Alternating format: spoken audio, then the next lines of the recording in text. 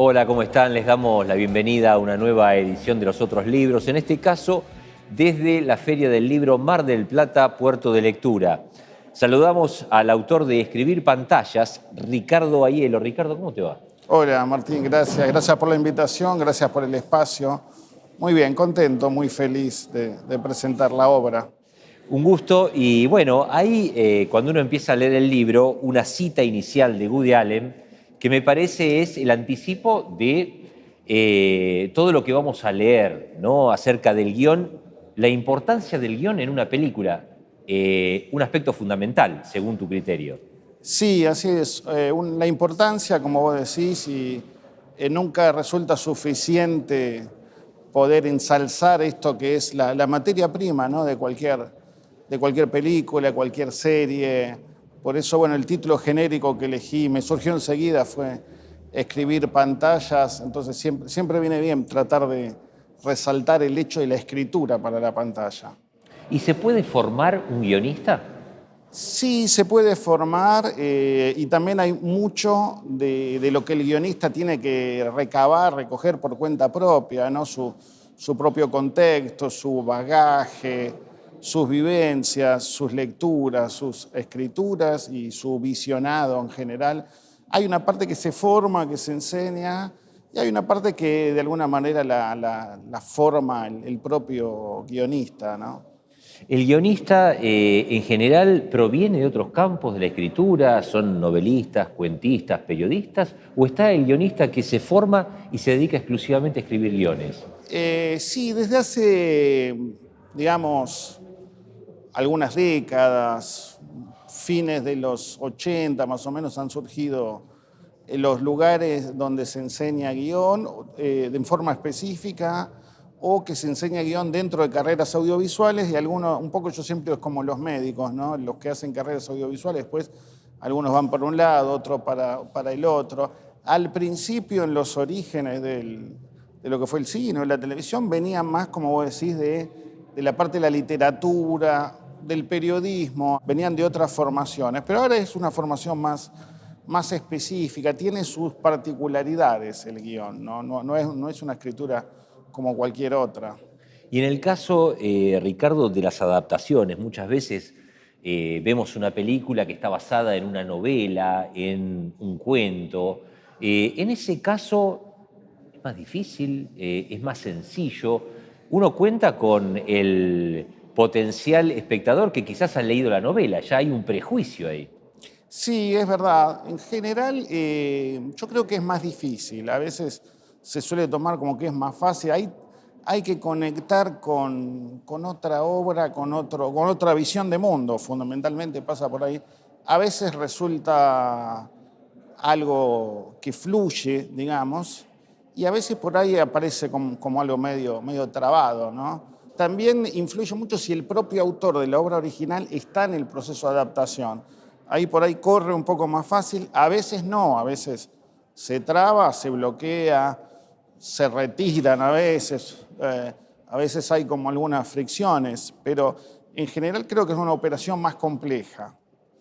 El guionista obviamente tiene que conocer de cine, de lenguaje audiovisual, entender que por ahí un capítulo que en una novela está muy claro y tiene mucho ritmo, después hay que contar eso que transcurre en una escalera, subiendo en una escalera y cómo lo vas a mostrar y cómo vas a encontrar a esos dos personajes que quizás en el papel es mucho más fácil, los encuentran de manera más sencilla. Sí, eso es verdad, es cierto. O sea que lo que vos decís nos da una pauta que, de alguna manera, una obra literaria no necesariamente va a garantizar una buena película, pero no porque los lenguajes a veces son muy distintos, a veces tiene un tratamiento muy interior la novela.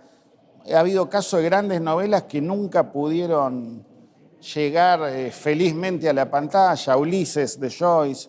Eh, a veces, bueno, el mismo caso, y a veces por una cuestión legal también, ¿no? De derechos. Es una operación compleja. Muchas veces determinadas obras están cómodas en la literatura y el pasaje a veces no resulta posible. Sí, sí, eso es verdad. Ricardo, mencionabas en una de las respuestas anteriores que quizás a comienzos del siglo XX, mediados de ese siglo, muchos escritores consagrados se dedicaron al guión. Viniendo a la Argentina, uno sabe de Bioy Casares, de Borges, quizás también el caso de Ernesto Sábato acompañando el traslado del túnel, ¿no? Desde el papel al cine. A mí me llamó la atención lo de Homero Mansi, que ha sido un guionista con mucha actividad. Yo al menos la desconocía, esa faceta del gran poeta del tango. Sí, sí, Homero Mansi, Ulises Petit de Morat, muchos, y en algunos casos algunas películas con participaciones no reconocidas en los créditos, por muchos motivos, porque a veces no querían, o a veces había alguna cuestión económica y quedaban fuera de los créditos, pero sí hay una tradición un tanto desconocida, como vos decís. Un poco la idea del libro también era marcar el recorrido histórico del guión y abarcando desde los inicios hasta los medios más nuevos, las transmedias.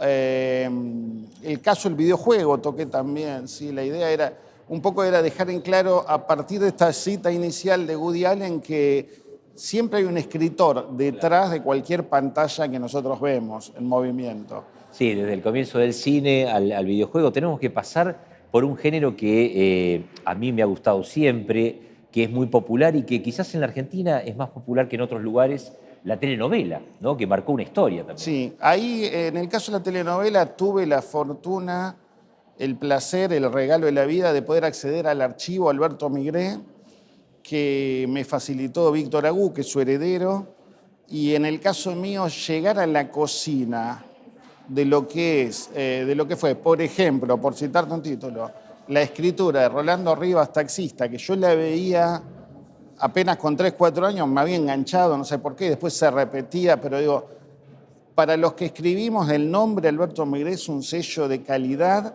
y además marca una época en la televisión argentina que estaba signada por la presencia fuerte del autor. Después, desde los 90, lamentablemente esto fue decayendo y lo que es televisión o serie empezó a caer más el rol central en la figura del productor, pero para mí fue digamos, tenía ahí el material que es propio de la historia de la televisión. Y poder volcar eso al libro era un sueño pendiente que por suerte, gracias a nuestra editorial de nuestra universidad, lo pude lograr. Ricardo, ¿y cómo es el presente del guionista, por ejemplo, con las series? Uno ve que va cambiando el guionista, cambia el director también de una serie. Hablamos de un equipo, de un grupo que trabaja coordinadamente. Sí, en lo que es series se maneja un equipo de gente, un equipo de autores. Siempre depende del presupuesto, la cantidad de integrantes que tiene ese equipo. Siempre pongo el ejemplo de esto, digo, más o menos en La Casa de Papel se llegaron a un equipo final de 20 personas. Las tiras argentinas, una de las últimas tiras, eran 6. Pero sí, es un trabajo en equipo y hay como un cabeza de equipo, un autor o una autora que está más vinculado a la idea, que es lo que los americanos llaman showrunner, y acá también se está adoptando ahora el nombre, que es un poco la figura transversal que pasa por todas las áreas y el que tiene el poder de decisión. Pero es un trabajo enteramente de equipo, ten en cuenta que hay que asegurar la continuidad en varios capítulos y en muchos casos en varias temporadas.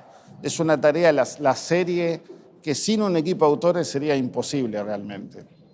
Me quedé pensando en lo de Migré, ¿no? Accediste a la cocina, a los textos originales, el caso de Rolando Rivas.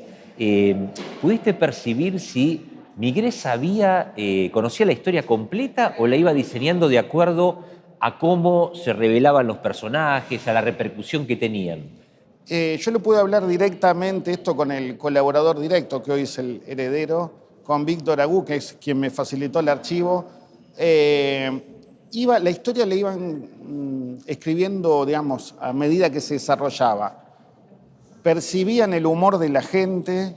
Me decía muchas veces en los bares, Alberto Migré iba a escribir en los bares y a veces se escuchaba conversaciones Entonces, eso un poco continúa hoy, no tanto en el tema de los bares. Hoy en día tenemos internet que nos devuelve, nos da el feedback de la gente, pero sí, él más o menos tenía digamos, un inicio, un final, que era el final propio de la telenovela, y ahí después muchas veces él mismo decía, esto lo escribe la gente.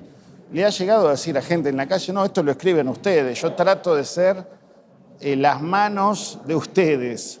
Y eso es lo que de alguna manera lo encumbró, ¿no? Hoy en día hablar de Alberto Migré es sinónimo de escritura para televisión, de melodrama, de telenovela, que es lo que vos decías antes, un género no solamente argentino, latinoamericano, ¿sí? Hoy en día se fue también a otros lugares de Europa con otras características como la telenovela turca y demás. Claro, claro. Pero sí es un formato muy latinoamericano.